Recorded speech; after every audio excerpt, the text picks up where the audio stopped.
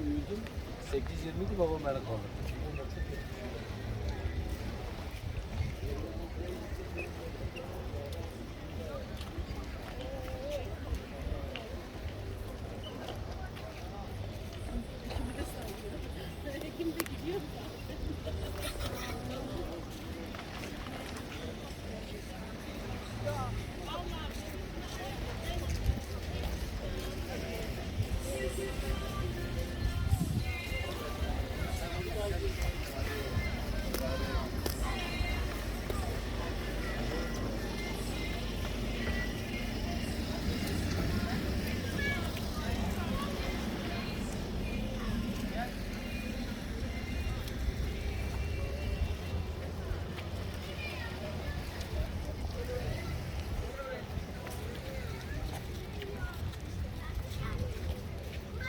Taxi boat right down the beachfront.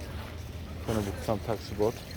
The gentleman will be on there as well, daily and private boat trip as well. If you wanna like taxi boat as well, you'll be able to get your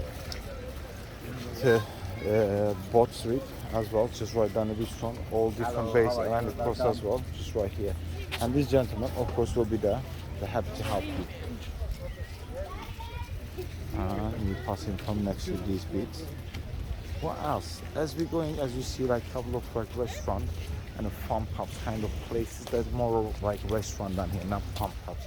If you want to enjoy and if you want to have farm pubs kind of stuff, you need to go down the beachfront a little bit and bit